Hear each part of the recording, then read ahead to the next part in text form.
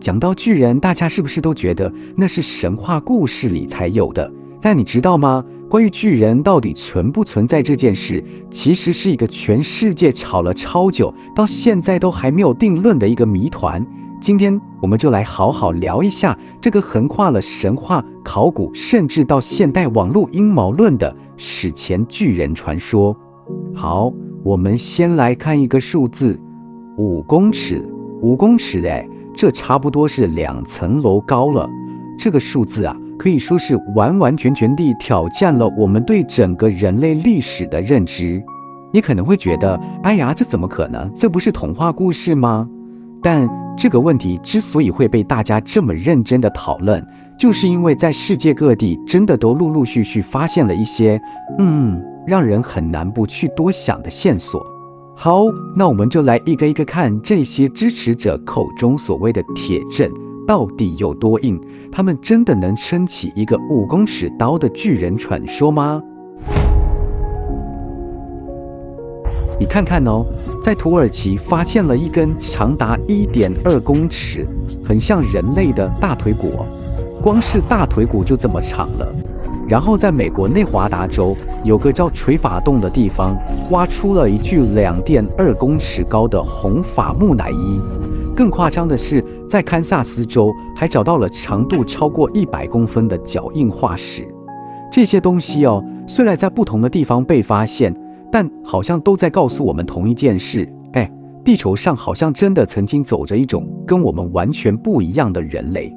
那这个伊卡黑石就更有趣了，你可以看看支持者是怎么算的。他们就想，这个石头上刻着一个战士骑着一只三角龙。好，我们现在知道一只三角龙大概就是5公尺高嘛。那你回头去看石头上那个战士跟恐龙的比例，如果那只龙是照真实比例刻的，那骑在上面的战士，哇，算起来身高也要差不多4公尺半呢。你看这个逻辑是不是听起来好像有点道理。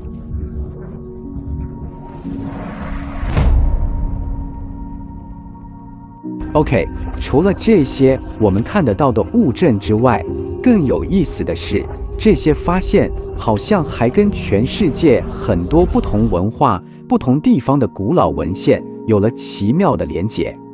这点我觉得真的超酷的。你想想看，在古代那种交通超级不方便，资讯根本不可能流通的时代，在地球的两端竟然都在讲着非常类似的故事。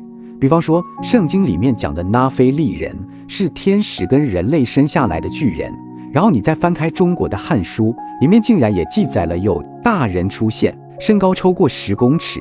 就连我们台湾阿美族的原住民传说里也有一个叫阿里嘎盖的巨人族。你说这是不是太巧了？也难不有这么多人会觉得，就肯定不只是单纯的巧合或乱编的故事。而且圣经里面不只是提一下而已哦，他还写得超级具体。你看，他说有一个叫巴山王噩的巨人国王，光是他睡的那张床，我们把它换算成现在的单位，就超过4公尺长，4公尺长的床这总不是给我们普通身高的人睡的吧？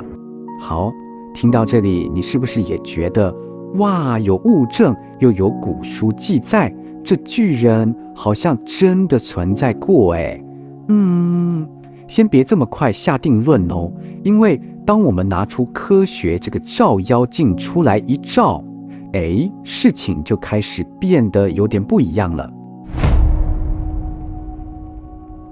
好，那我们现在就换个角度来带上科学家的眼睛，好好的、严格的来检视一下这些所谓的证据到底站不站得住脚。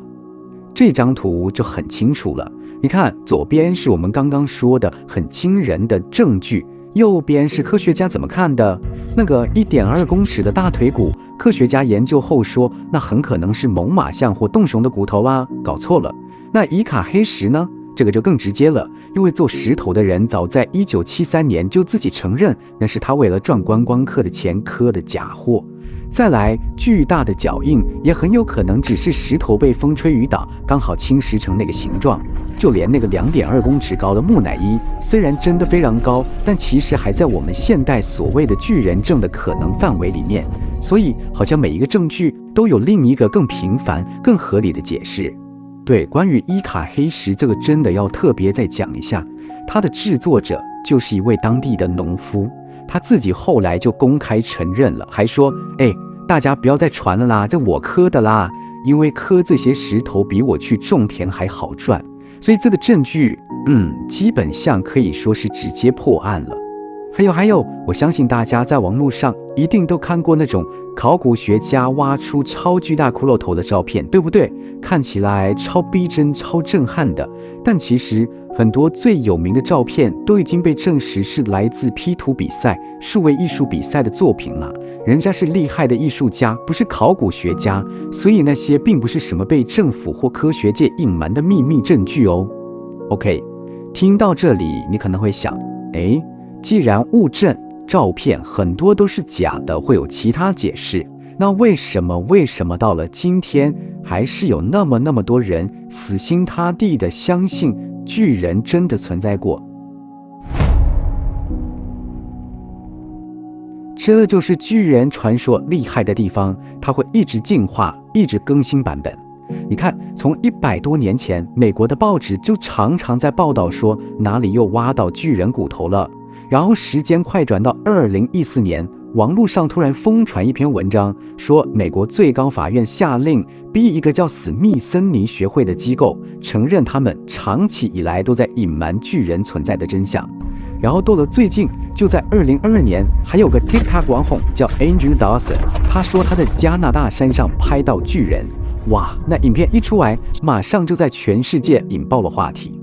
所以你看，故事的版本一直在更新，但大家对巨人的好奇心好像从来没变过。不过刚刚提到的那个2014年史密森尼学会的阴谋论有一个非常重要的背景，大家一定要知道。那一篇文章其实是来自一个讽刺新闻网站。什么是讽刺新闻呢？就是它长得跟真的新闻一模一样，但里面写的内容全都是假的，是编出来开玩笑的。所以整个现代巨人阴谋论的起点，其实就是一篇网络搞笑文。好，那这就带我们来到最后一个问题咯。我觉得这也是整个巨人谜团里面最值得我们去思考的一个部分。为什么我们这么想要相信有巨人呢？你想想看哦，如果那些像金字塔、巨石阵一样，我们到现在都还搞不懂的伟大建筑，其实是巨人盖的，哇，那问题不就瞬间解决了吗？